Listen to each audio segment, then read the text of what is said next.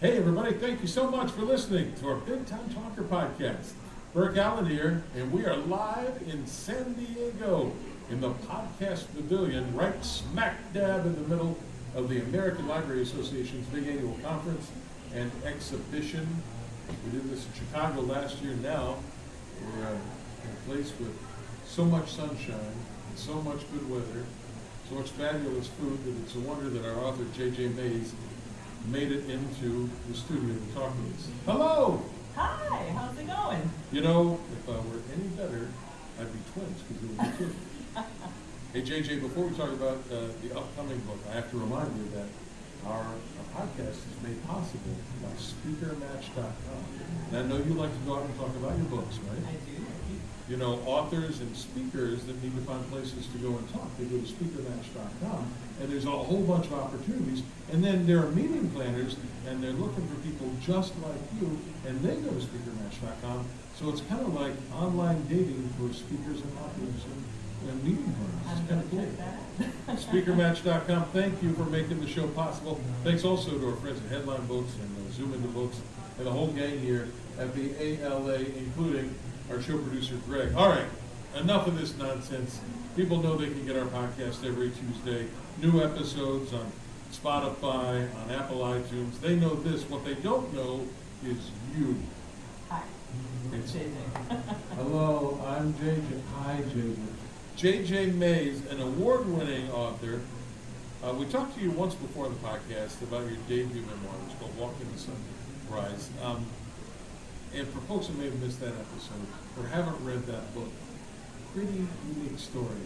So let's talk first about Walking the Sunrise. Okay, so Walk Until Sunrise, it was my debut memoir, and Yes. I was a 15-year-old runaway back in California. Well, I'm talking like I'm not in California. You are currently in California. Okay, brain, you're here. Okay, Yes. but I used to live in Ojai, California, in Santa Barbara, and it's about that time of life and what caused me to run away, which is just a I was a single parent family with my mother who was very mentally disturbed. And then what happened when I ran away, and then kind of how I came out of that.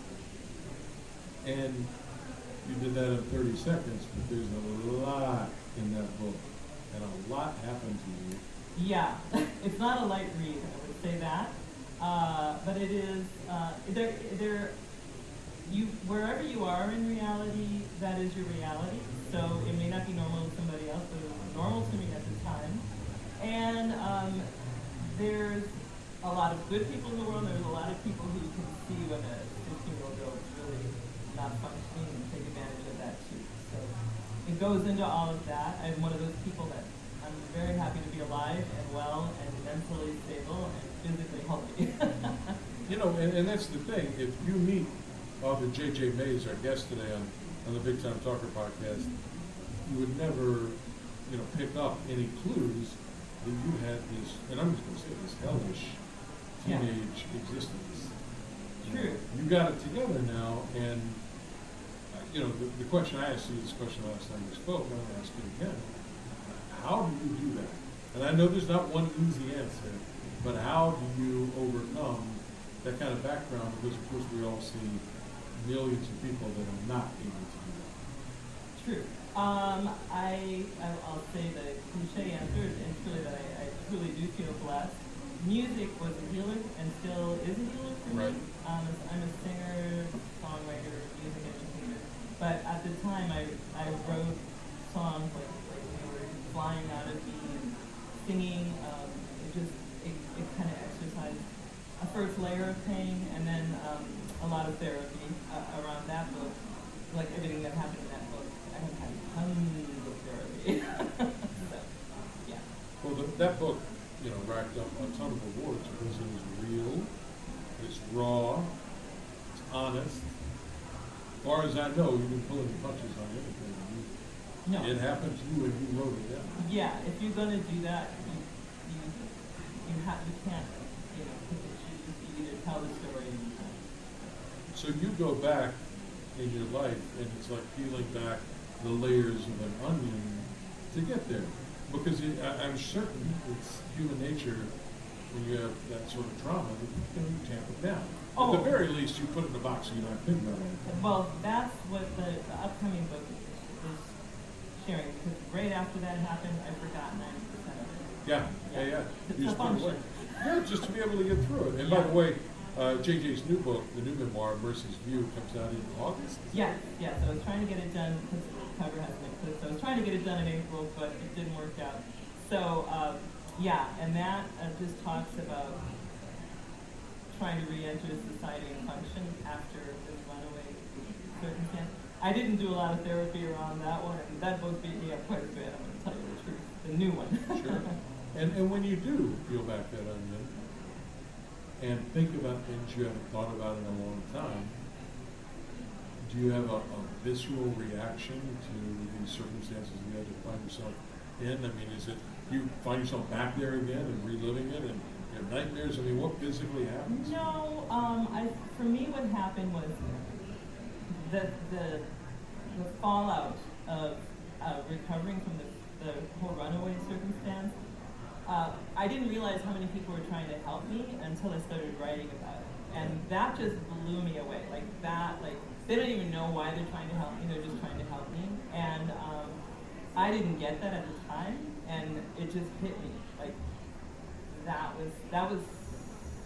It really made me sit down for a minute. And then the other thing that happens is that when you start to, writing is so wonderful. When you start to write away bad experiences and the new ones that happen in here, they literally leave you, and then a whole layer of memories I didn't even know I had are there, and I have to, jam sessions at the Triangle Bar in St. Paul, I didn't even remember that until that bad memory was gone, so it encouraged me to keep writing, because there's a lot of good under there, too.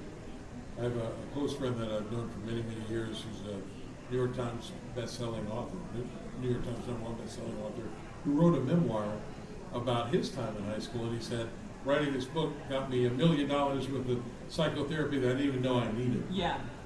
So at the end of the day, now that your first book, Walking to Sunrise is behind you, and the new one, Mercy's View, is finished and about to come out, are you glad you did them? Did it help get some of that out and purge it out of you? Completely. And it gives me a lot of joy, because it's just taking layers off, and it gives me a little bit of cockiness, because I'm not bad. Atta girl. I got through all kinds of stuff, and I can still take some on if I needed to. Thank God I don't have to. I love it. Atta girl. Hey, there's a third book. There's nothing to do with the first two, not really, but No. it's called Music Notes: Tales of an American Singer, because you support yourself as a singer, as a teacher, Yeah. coach, to help other vocalists. Tell me about that book and the inspiration behind it. Well, it is actually tied very much so to these other two, because the writing is intense and you do need to take little breaks.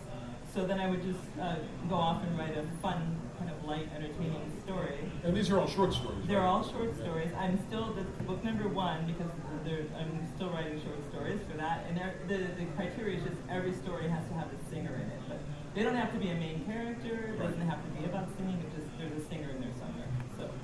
When you write songs, Yeah. how is the art, the craft of songwriting, different than the art of writing books? Or is it? It is. Songs, for me, they come all at once. The words, the bass line. Well, actually, the words, the bass line, and the chorus, they all come at the same time. Oh, really? Yeah, Okay. I know that's a little unusual, but it's true. Yeah, and you're right. That's very different than a lot of other Yeah, so I songwriters. just have to write it down and do a few tweaks, and that's it. Book writing for me is blathering everything out and then sculpting away until what's needed to be there is left. So when you write a book, you just get it all out, then you go back afterwards and sort of clean it up and edit it. Yeah. Songwriting, it kind of is all there all at once. Yeah, so it's get it down before it goes away. So and I write in silence when I write, which I guess from my other friends who write songs, it's a little different. But I hear the music in the silence, and then I'm very and I notate it all out. I make scores. What's your core instrument? The one instrument that you are the best at? Well, obviously voice, singing. Piano is just now I've learned because I need to be able to express it to other people. Is that what you write on, piano? No, I write in my head, and then I write down the melody and the bass line, and then I will go back and film it. Oh, wow. I can't write at an instrument. It's really weird. J.J. Mays, you're a mess. I am. You know that? You're just a mess. Award-winning author, singer-songwriter, J.J. Mays is our guest. Hey, if people want to find you online, where do they? Just actually, my first name is Jade, and my middle name is Jane, so that's hence the JJ. But you can just find me at jademays.com, Jade, like the stone. Was there either a person or an event, and I'm going to go back to your memoirs that deal with the tough stuff in your life, a person or an event that was an inspiration to you, that made you write it all out?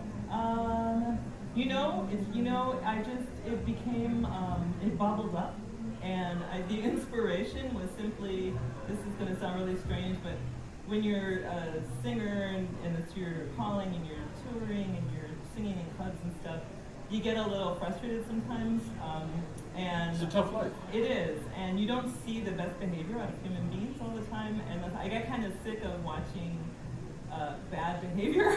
So I just decided, I love singing, but I'm going to just set this all down because I don't want to see, I just want to see, like, I want to feel joy and peace with the people. I feel it in the music. So I set down the music, and because of that, for like a year, and then the very next day I got up and started writing. So it's like, it's just, you need to express yourself at all times. Do you, as either a songwriter or as a writer? Yeah. I'm not sure that's the correct term, as an author. Do you do it in a very sort of regimented, systematic way? You know, I've worked with authors and lots of buddies who are authors, and they go, you know what, I'm going to sit down until I write 2,000 words, I will not leave this laptop. Or they'll say, you know what, I'm going to sit here for 2 hours, and if I get no words on the screen, I'm not getting up for that 2 hours. Do you do it that way, or does it have to be inspirational? For writing prose, it's just any free moment I have, I will write. I'm a little reclusive, I don't hang out a lot, I think it's just because I still have to work so much, teaching music and singing to pay bills, that I just feel like I've got to squeeze it in, and then any vacation I have, then I write for 10 hours. It's like, it's not, So if you do that on vacation, it must be fun for you to write. It is. I make sure it's in a beautiful place, and I sit and write. Hello, San Diego. Yeah, we're talking about you. I did. I just revamped 12 chapters in the last 2 days while I was waiting to come in here, so I'm excited about that. And then I have this book I submitted to a few stories from here, and I got accepted for a writing residency in October in Greece. No. I'm very excited. I feel a remote podcast coming from Greece. Greg and I are taking the show on the road to Athens. There you go. So, hey, you talk about singing. Where do you sing, and how can folks find out where you're going to perform? Still jademays.com. I'm not out there regular. I'm still teaching a little bit more than I am singing out. I'm not doing the club scene, but I do concerts maybe 3 or 4 times a year in some venue.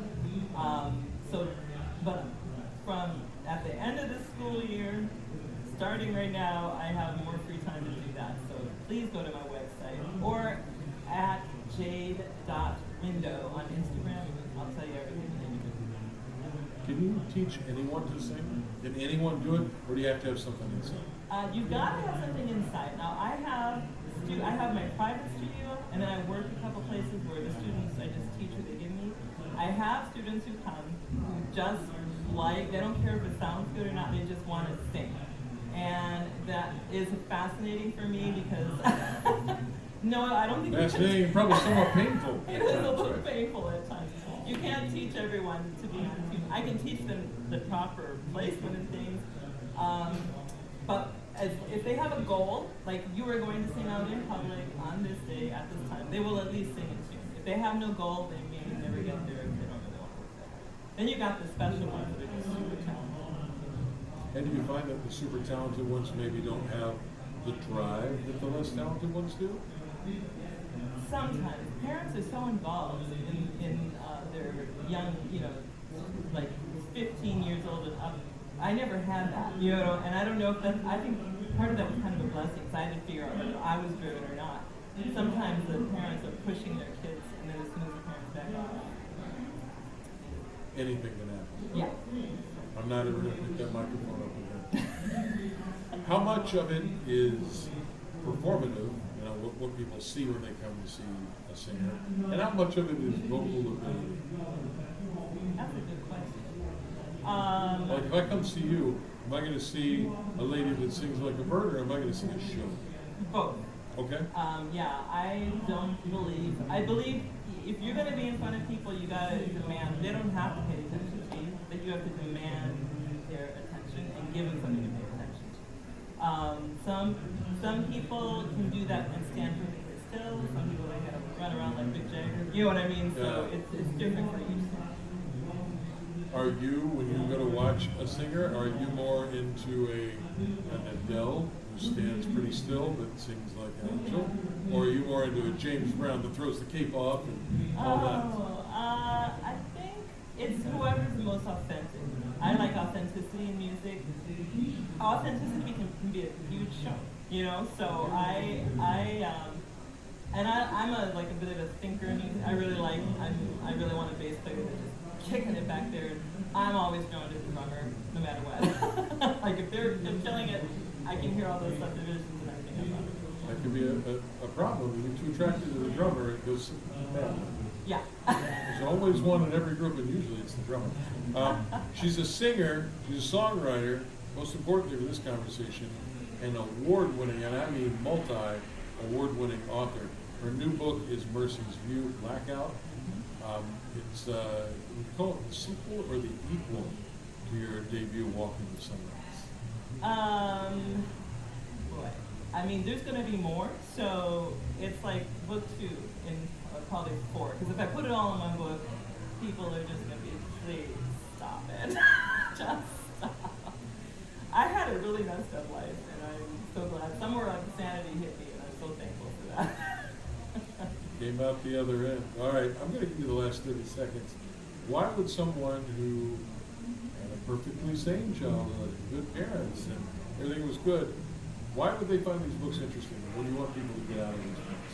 I want people to get out, because even when you have that, you still have to work at everything that you do, and you still have to get creative with your solutions in life, and you have to stand up for yourself, and you have to be respected as much as you respect others, and anything less than that gives you less than that.